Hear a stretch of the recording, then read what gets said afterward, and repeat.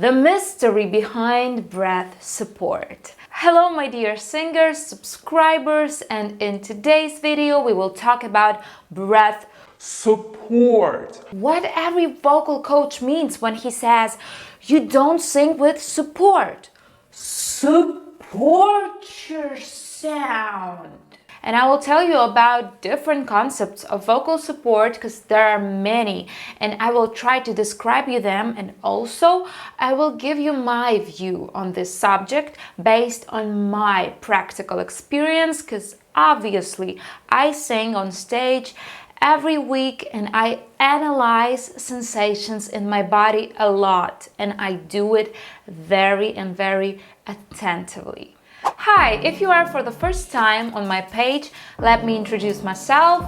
My name is Uliana. I am a singer and vocal coach from Ukraine, and on this channel I give my best tips and tricks to improve your singing. Also, I make new videos every week, so you better subscribe if you want to stay tuned.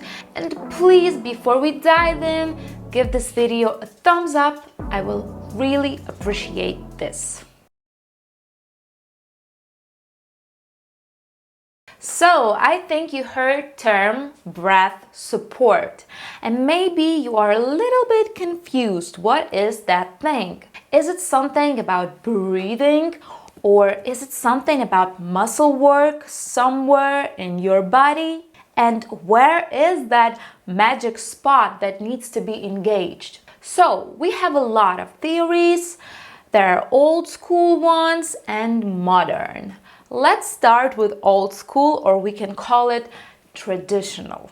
Old traditional stuff came to us from bel canto singing, because it was for a long time like a main standard of singing, and everything else was vulgar and not appropriate, mainly in Western culture, of course.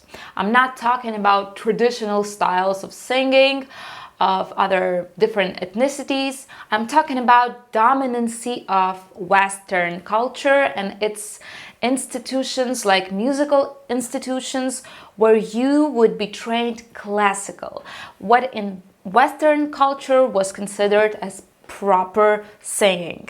And that's why we have a lot of bias from that time when people were considering classical type of singing as standard, and all their explanations of technique were based on their feelings, not on real physiology. Those considerations formed classical methodology of singing, which is still being used today, and lots of singers worship it and use terms from it like breath support, like head voice or chest voice, and stuff like that. It's not something bad, but it can be confusing for lots of singers because everybody feels differently and can have another experience of using their body to sing. I'm not judging all academic pedagogues in general, and I want to be clear that I'm not against academic style of singing. But here in Ukraine, I don't know how about other countries, but here we have a lot of vocal coaches that believe that academic methodology is something very special and is most important above all others. And those coaches, after they have been trained classically, start to teach other young singers classically. When those students just want to sing like Beyonce, Sia, Christina Aguilera, and they teach them that kind of sound like, you're simply the best, better than all the rest. And they always talk about breath support, like the most difficult and most important thing in singing. Also, I saw a video here on YouTube, one of those where vocal coach reacts on someone singing. And there was a coach, American, who said, "Oh, I love her voice because she sings with support. And not a lot of singers do it nowadays. Because, I'm classically trained and I hate when people sing without support." So I think that's not only Ukrainian thing. And I'm like, What? Not a lot of people sing with support when vocal technique developed really a lot. And I think nowadays people are using their voices much technically better. So now let's talk about how the sound is produced. It is produced when the air from our lungs goes through our vocal cords, and because of Bernoulli's effect, vocal cords start to close like this, and that movement produces a sound. If the air will go out fast, you will hear that kind of sound. Again. If you want to sing longer, you will have to learn not to go out of breath so quickly if you want that kind of sound.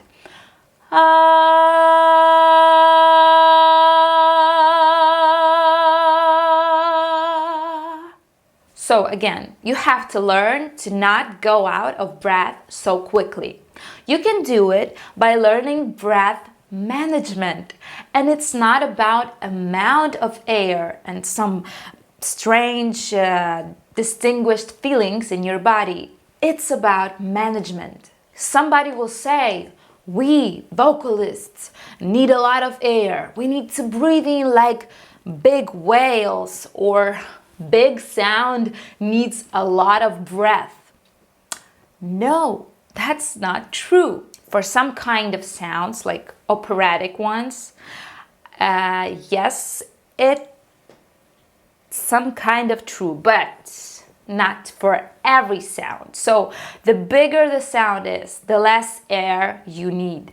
To learn that breath management, we do all kinds of breathing exercises, and you can watch my breathing workout here on this channel. I will leave a link in the description box, so check it out. Also, what you will learn with that management is how to do some kind of holding your breath, because when you sustain your sound, when you want to learn beautiful phrasing, or you have long melodic passages, or do those beautiful melismas, you have to slow down the automatic process of breathing out. Also, the bigger the sound is, the bigger there will be that hold, that work against your body that just want to breathe out. And that's why in the beginning there could be some struggles, but you will get used to it. So, for example, if we need that bigger sound, like all the shine of thousand spotlights, all the stars we steal from the night sky. So all that time I was like using my abdominals to control the amount of air that just want to go out. And the bigger the phrase is, the bigger the sound is, I feel more work in my body. If we are talking about belting, when you will learn to belt, you will learn how to do that kind of air stocking in your body. That's important stuff to do. If you want to know more about belt, you can check out my latest video about it, and also I will leave a link below in the description box. So the main problem, I think, is when coaches want their students always to feel that support, like they are always belting, like support is something distantly sensible, always with one big amount of effort. But it really depends on sound. You will feel almost nothing on lighter sounds, on middle sounds, and you will start feeling more effort, or you can call it support, when you will start to gain volume and power of your singing, especially on belt. Like, hey! So now I am engaged. The louder your sound gets, the less air it needs, and the more holding will have to be done with your muscles. And what muscles? It will depend on the strategy you use to do it. If you watched my other videos, I'm using my upper abdominals, solar plexus zone, little bit of everything around my core, and I'm talking always about proper opened posture. That's how I stabilize my sound to sing properly. So we can do a little experiment here. Just sit like this, relax your shoulders, and try to make a sound like ah. So you feel it's wobbly, yeah? And now with a proper posture, sit straight, tone it up in your core, and do that same sound.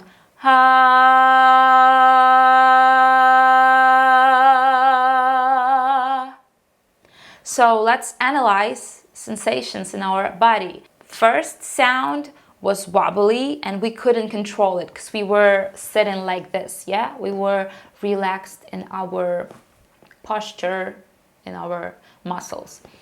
And when we are with a proper posture, with toned muscles, we can control our sound. We can do dynamics, we can add vibrato, we can sustain our sound. So that's the main difference. So that's how I stabilize myself and my sound.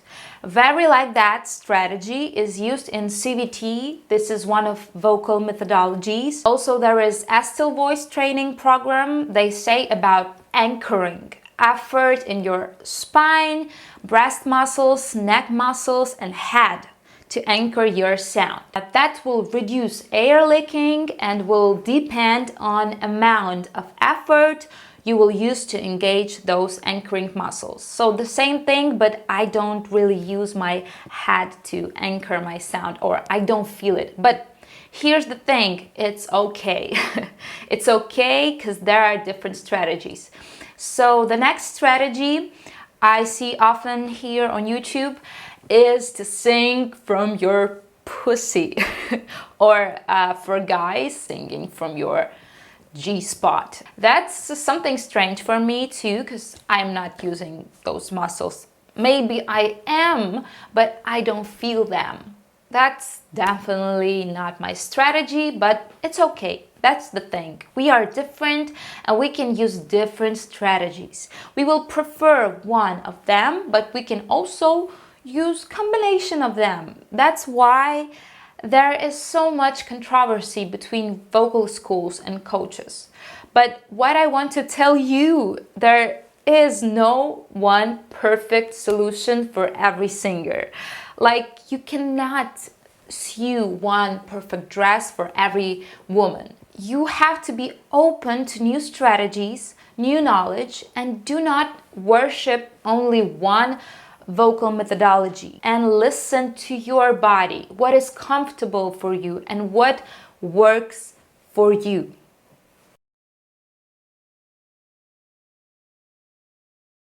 So what that vocal coach meant about, oh, I like that she sings with support.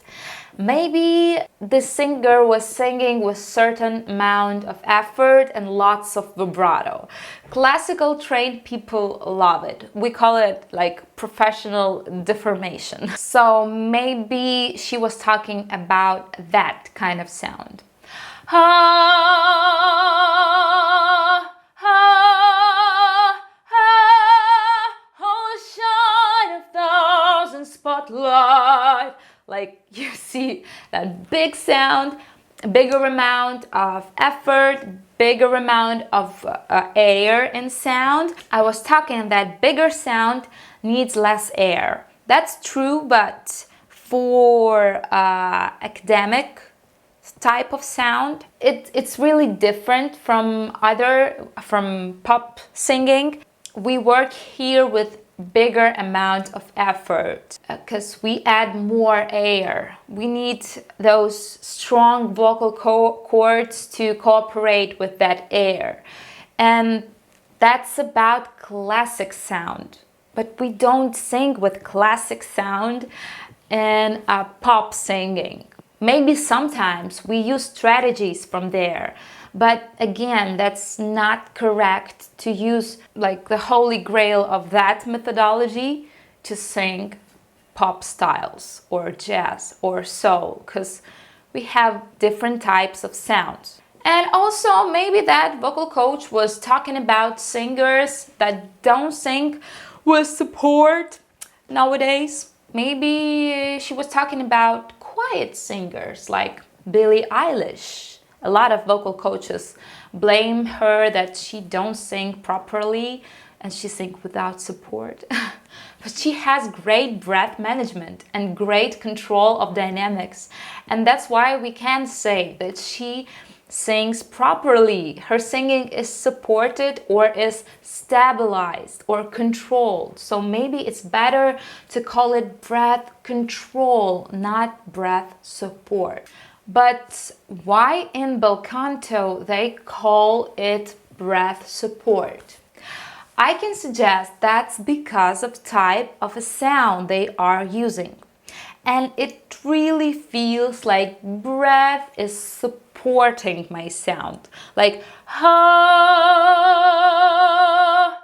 especially when I go big enough to feel it. Ha! If I will use my imagery, it's like my sound is a boat that floats on a water that is going up like a geyser. And on the top of that geyser is my boat, like my boat with my sound. So that was like belt, but I call it classic belt, with more air in it, with more classic vibrato, that some coaches will call diaphragmatic vibrato, because you will feel sensations while singing with that type of sound. Also, let's look at other components of healthy, beautiful sound. It's not just about support. And another big mistake is when a vocal coach blames his students that this sound wasn't supported and that's why it was bad. But in reality, that's not a reason. It could be bad placement, like amount of twang, height of larynx, position of a soft palate, thickness of a vocal cords. That's not an easy cooking. It has a lot of ingredients and every ingredient should be in its place and in right amount. So if I would draw a proper sound, it will look like this. But this picture can look different for some coaches and some singers, like this. And that's not how it should look. Please look again on my picture. You see that everything is important and has to be in its place, and it depends on type of a sound that needs to be produced. All the components matter.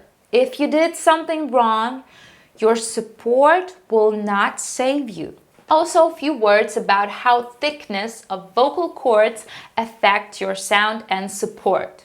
So, the thicker your cords are, the less air they will let through, and that will also help to make that hold of air. Actually, that will make bigger undercord pressure. That will cause bigger sound, like so I feel some sensations in my neck. And to understand that picture completely, a quick note about placement. So what is placement? Placement is shape of your vocal tract that you form with height of larynx, position of your tongue, position of your soft palate, narrowing of your aryepiglottic sphincter. So you have that certain shape. Your placement will also affect amount of resonance that will occur inside of your mouth, and that will be a thing that in physics is called impedance. That amount of resonance will also work in accordance with that undercord pressure. So we have those two forces. In the middle, there will be your vocal cords. If those two forces will be like balanced, if you do everything right, your vocal cords will feel like almost nothing. You will feel like it's easy for you. You will have big sound, but you will feel no strain. It will be easy for you to sing. Like you can sing almost everything you want. Also, if you are making conclusions that support is not important, it is, but it's just a part of a proper sound, just one part of it. So I hope you get the idea. Again, there is no one perfect solution for every singer, and you have to find your own perfect way of support that will be comfortable and will work for you. Also, it's not about amount, it's about management. Also, proper sound isn't only about support.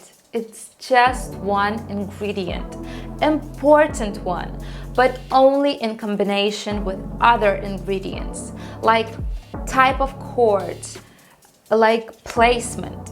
Only then it will work.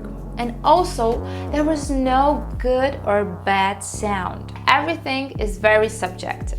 And what is really important, that you stay open to new knowledge, to new techniques, and to new types of sound, and you know how to use your body and your vocal apparatus, but not singing only how your vocal coach prefers. Or okay, if your tastes match, it's perfect, but I think you got the idea. So have fun, work on your technique, leave a question in comments, press the like button please, and see ya in my next videos. Bye! If you want to watch another cool video about singing, click here.